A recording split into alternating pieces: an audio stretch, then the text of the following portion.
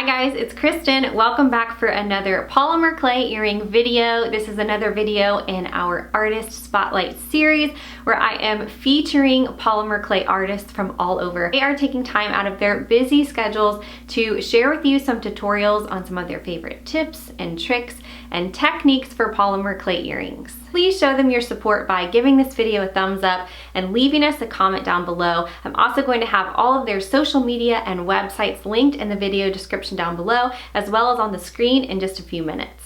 So check them out, support them, show your appreciation for them taking time to film these tutorials for you, and without further ado, let's jump right into it. I'm so excited to introduce you guys to Kelsi of Houghton and Holland Clay Earrings.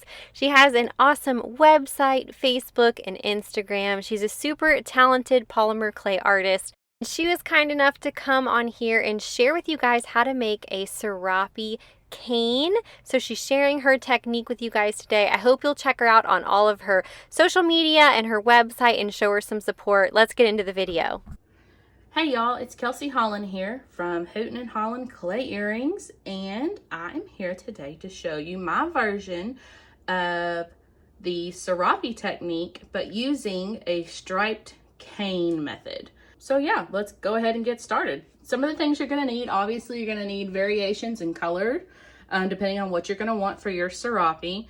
You're also going to need a roller, a tissue blade, an acrylic or something super flat like that's going to help you condense. This acrylic board was perfect. I'm sure I got it on Amazon. That's where I get everything. Obviously an assortment of cutters you're going to want to use at the end. And what I use is a square, just a plain metal square cutter, again from Amazon. I feel like as I've done this though, a rectangle or the largest square you can get works best. You'll get a larger slab if the bigger the cutter you use. But just remember, you're going to condense from this, so the bigger it is, the bigger your pattern eventually. Another thing that I have with me is, I'm sure it's not the best view, but is my inspiration. So I really like this blanket, and I'm going to try to copy the pattern to the best of my ability.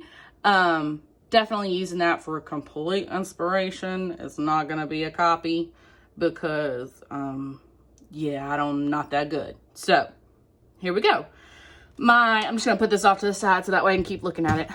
My biggest thing that I will say that I do with all of my Serape is I literally roll out and condition all of my clay the exact same thickness. The reason being is that if I want a thicker piece, then I can just double up the color, or if I want a thinner piece, I can cut my square, roll it out just a little bit more, and then cut it with my cutter again. It's just easier and quicker to work that way than to get out my pasta machine, or my clay machine rather, roll it out, and then try and do it different thicknesses and make sure it's the same. It's just a lot of trouble. So make sure you get however many variations of colors that you want for your Serape pattern. Make sure it's rolled out to exactly the same thickness.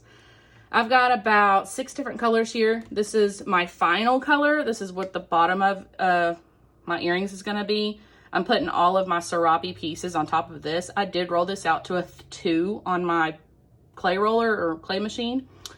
My lowest or my thickest is a 0. So just so you know, I'm just going to set that to the side. So I'm just going to go ahead and get started. It's just easier to just work it out. So what I'm going to do is I'm going to get my first color. The best thing to do, let me back up a little bit.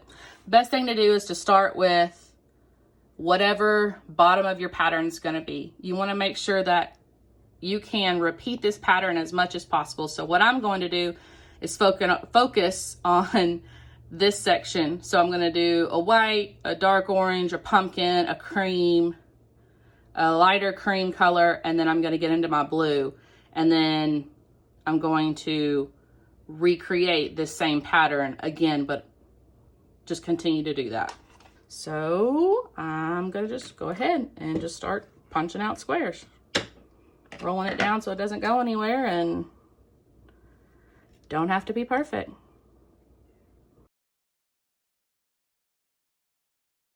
cleaning off in between each color just so I don't have that much color transfer, especially on this delicate white. I'm not super worried about color transfer just because I'm using white very little in this pattern. So interrupting this video for one quick minute just to make sure that you know about all the amazing resources that we have for you over in our Etsy shop for polymer clay artists. So the first one is the complete guide to polymer clay earrings. This is a step-by-step guide, all the details of the best clays to use, conditioning your clay, baking your clay.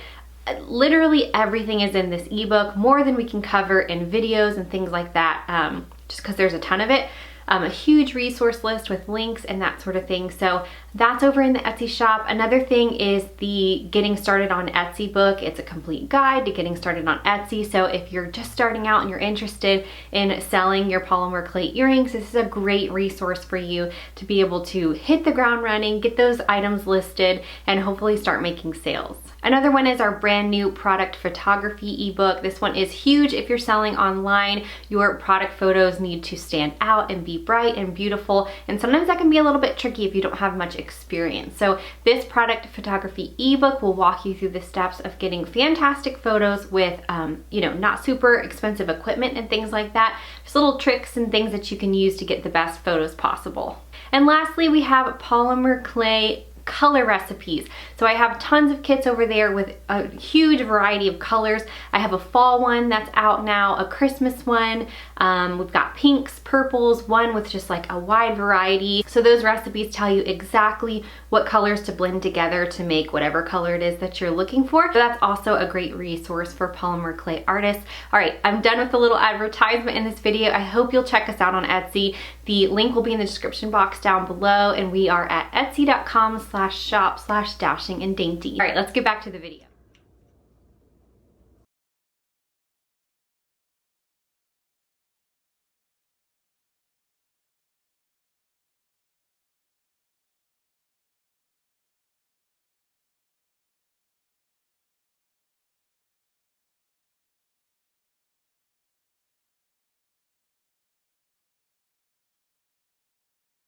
all right, so we have all of our squares cut out. Go ahead and set that sucker aside. We don't need it anymore unless you're going to cut earrings with it. So I'm referring back to my image here. The big thing that I know I said earlier, but I'll repeat, is you want to make sure that within this inspiration that you have, you want to be sure that you actually find a pattern within it that can be repeated. That way, when you start laying your Serape stripes onto your slab, onto your base, you will be able to continue to repeat that pattern as you lay them on the base. So I'm going to start with a dark orange and work my way this way. And I'm probably going to change up the color order. Mainly this is for color for me, but also for a visual. So I need to know like thickness and how many pieces I need there. So I'm gonna go ahead and get stacking. So I'm gonna start with clean this off one more time just so it's not sticky. Start off with my darkest orange, then I'm moving to this pumpkin color. And I mean, barely pressure wise roll anything on top of when I stack them. Then I'm moving on to this really pale orange beige color. Then this butter. Okay, that's gonna bother me. Then this butter color. And then I just did singles of all those, even though on my image it does show that they may not be all the same size, but that's what I want. But I am gonna double up that blue. Maybe triple. Do a little roll. Slightest pressure. And then I'm going to move to, and in my head I'm thinking, you know what? I think I should double up that orange on the bottom. So I'm going to go back on the bottom and double up that orange. And at this point, because you haven't put any pressure really on the actual cane itself, pull apart and add if you want to. You don't necessarily have to stick with, you know, what you started off with. So just to give me some variation here, doubled up on that orange on the bottom. I think I'm going to stick with singles there again, and I'm going to put a triple blue. Pretty much making my own lingo up here, so I hope you're following along. And just, I'm actually going to go in the reverse this time, so I'm going to do the butterscotch,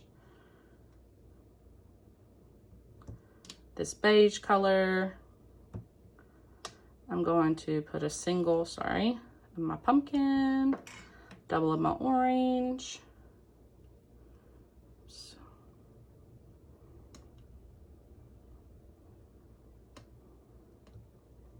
All right, so at this point, if you wanted to end it, you could. I mean, that's a cute little pattern, just a regular old stripe pattern. Condense it, roll it out. I mean, condense it, cut it, and roll it out, and then you're good. But because we want that serape look, we need to start adding in variations. So I'm gonna throw in my white. And from here on, I'm just gonna kind of be as random as possible. That was my inspiration, and now you just get creative. So have fun with it.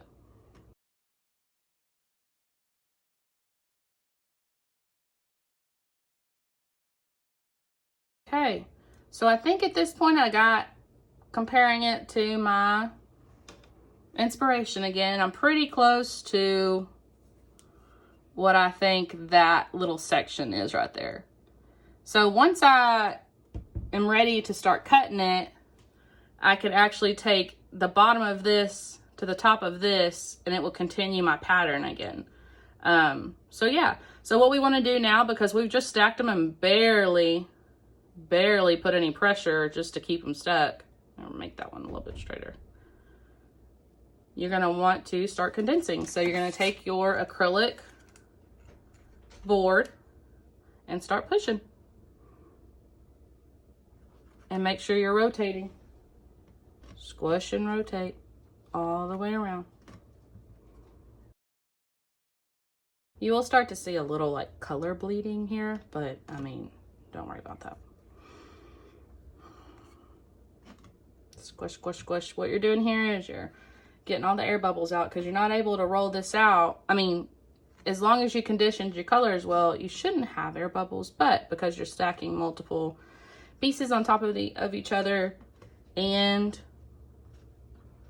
you're just allowing air to get trapped. So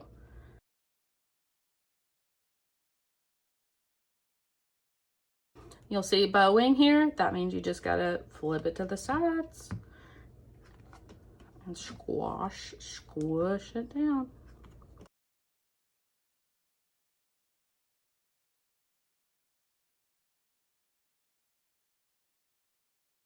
Okay, so I think I've got it condensed enough to where when I slice it, there isn't any air bubbles, but we shall see. Most canes, you can just cut it, see if there's any air bubbles, put it back on there and squish, but because this is a stripe technique, I am too scared to do that without messing my straps up. So a next big tip I have for you is, once you have condensed it down to this, put it on your board and go stick it in your fridge for 15 minutes.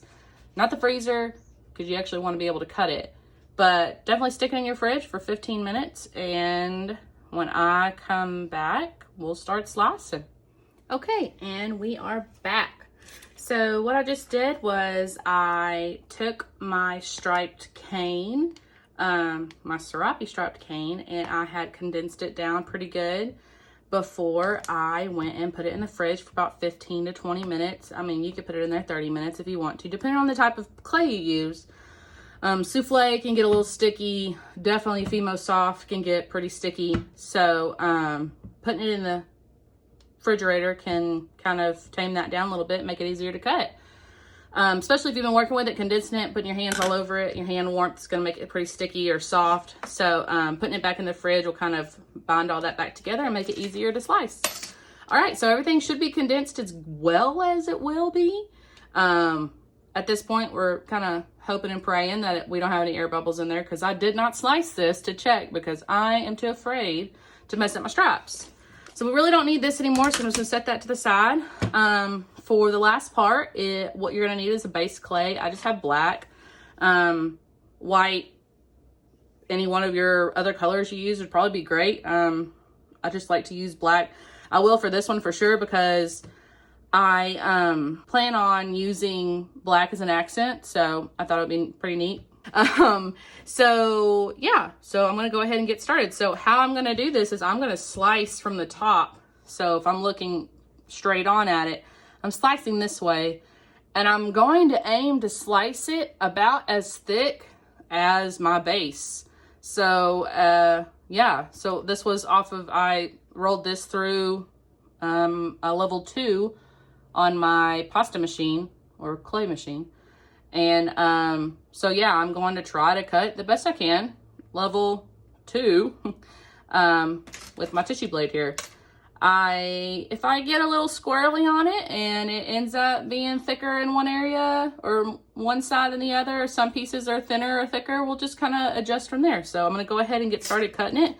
Again, you're going to cut through the cane this way because you want to see those stripes pretty visibly. I mean, you could do it this way. I mean, you know, it's whatever you're looking for. But the Serape method that I'm doing today, I'm slicing this way, so straight down. I mean, it doesn't matter if you start from top, bottom. It doesn't really matter. I kind of do flip it every now and then if it gets a little too warm and starts getting a little squishy. And in any part of the slicing process, if you feel like you're handling it too much and it's too warm, go throw it back in the fridge and start slicing again. So okay, I'm gonna go ahead and start slicing. I'm just gonna kind of pile them up over here real gently so they don't stick, and then I can place them on my slab. So here we go. Pray for me. Slow and controlled slices. That first slice is always gonna be a little wonky, but it looks pretty neato. Just that slice right there. So yeah, I have a couple of air bubbles, which honestly, what you could do at this point, if you see some that you're afraid that might poke up, I mean, you can barely see them in there. You could fix that with rolling at the end when you're done putting the pattern together, or you can just go ahead and condense it just a tad bit more. And if you, like for me, I kind of am a little bit bothered by a little bowing here, just, you know, get back to condensing. You see where the bow was, so I'm just going to push on that area and try to put it back into shape. So yeah, I'm going to shape it back up just a little bit. I probably got that way before I put it in the fridge. It just got soft on me. It's not a big deal. Definitely the air bubbles are gone. Okay, so I'm gonna get to slicing again. Slow and controlled. Remember, I'm trying to go as thin as I can. I mean, not as thin as I can, but close to a 1 or 2 thickness, just like your pasta machine would be. And I'm kind of eyeballing the sides to make sure that my blade's going straight down all the way. Oh, look, got a little squirrely, but that's okay. Some of these are not the same, but that's okay. I'm gonna make them work for me.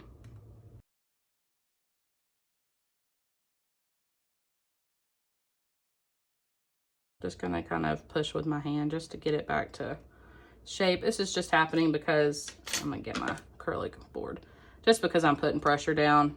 So if you want to stop, look at it. If it's getting too soft, throw it back in the fridge, like I said, or just condense it again just to get it back to the shape you want it.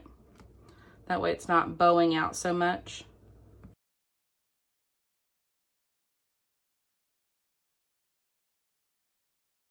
Just had to even that one up, and I will get, I think, my final cut. So sometimes on this thicker cut, because it's hard to cut, or sorry, sometimes on this last cut, because it is so hard to cut straight down, I will turn it sideways. This will kind of change the size of it, but we can fix that by rolling it out. So I am just gonna cut this one as much as in half as I can. And that didn't work, obviously. So let's just keep peeling away at it. There we go. Real gentle here. That leaves that one pretty thick, just like this one. That's my beginning and end pieces, but I like to get some of these off just so that in case I need to fill in some holes somewhere, I have them. So we're just gonna set this all to the side. So what I'm doing here now is I'm just pulling out some pieces that I feel like aren't gonna be perfect. Obviously the ones that I did at the end, these are gonna be a little thicker, but I can always use them later. I just might have to roll them out. So do not trash your Serape. Okay, so now that I've got that all sliced, I didn't pull my hair out, so that's great. I'm gonna pull out these pieces and I'm gonna just roll them like I mean, maybe 2 or 3 with just slight pressure, 2 or 3 times back and forth. And then I'm gonna turn it this way just to give me some more, just bigger pieces. And I'm gonna start laying them out.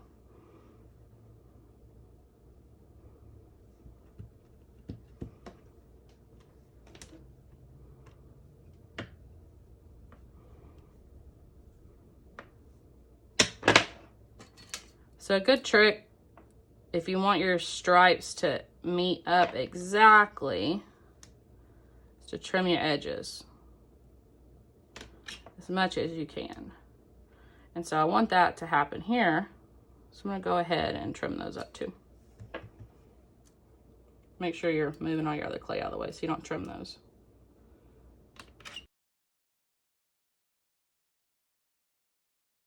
So if you're looking and you see your straps not line up, just get your roller out and light pressure. Roll that bad boy out. Make it a little longer. Pretty close. Not perfect, but close. I always like to push here. Yeah, I know, fingerprints and all, but you can fix that too. So I'm gonna have to roll that one out.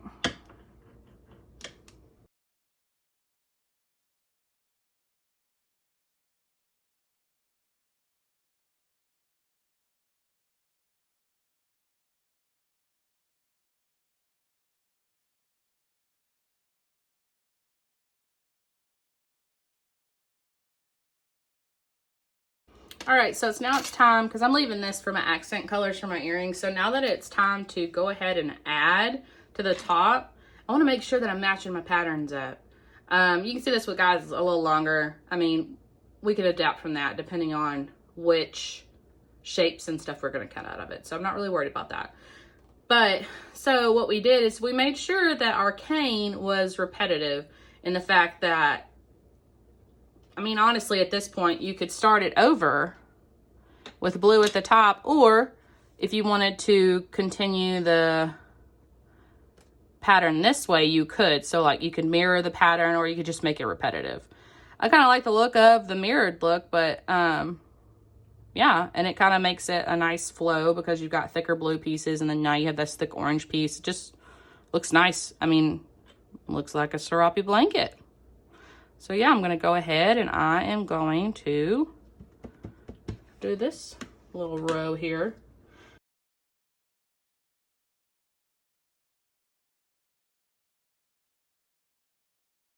These are my 2 end pieces, but I really like how they look. So I'm just gonna trim them up really good as much as I can and use them.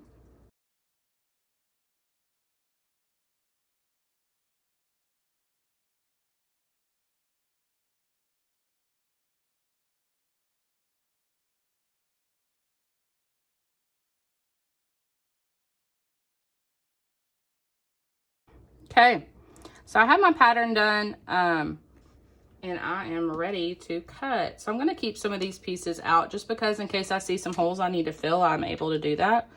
But what I wanna do before I do all of that is I kind of want to trim this up so I know exactly where I can cut my earrings. So I'm just going to follow my line here, just because I don't want to cut an earring right here on this blue and it's not even backed by anything. So I'm just trimming it, just barely.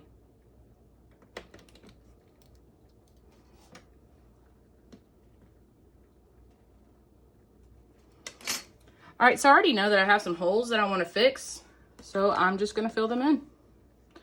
More than likely, I just go back to my same color, my colors on the side, and start filling those in.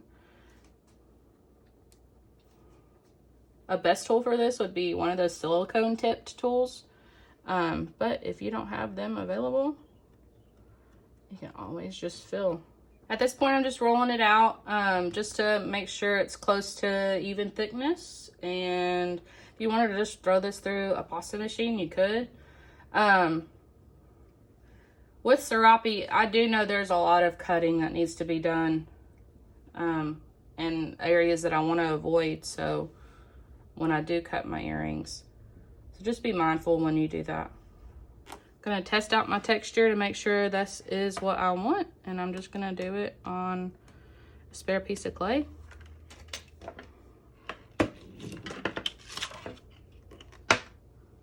And that is it. All right, just gonna lay my texture down and roll it out.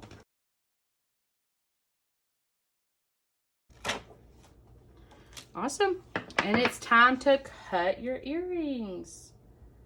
Okay. I think I'm gonna go with this diamond cut. Gonna make sure I get all the colors I want in there.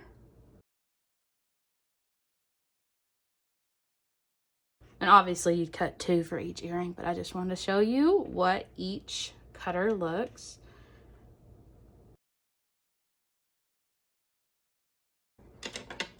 And then I'm going to do a little boot over here. Cut out top part of that.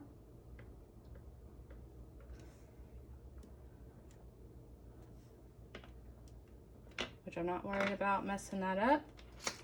And then I'm going to trim that with an X-Acto knife. Careful not to cut yourself.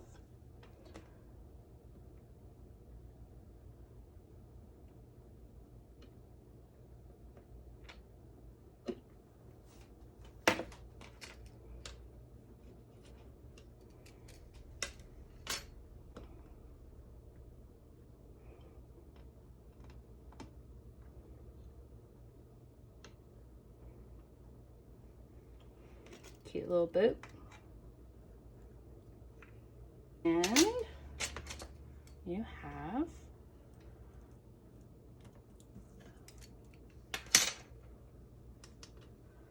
your pretty Serape.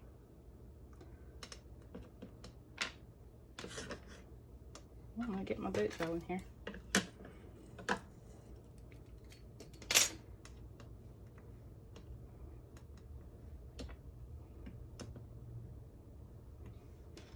All right, and there you have it.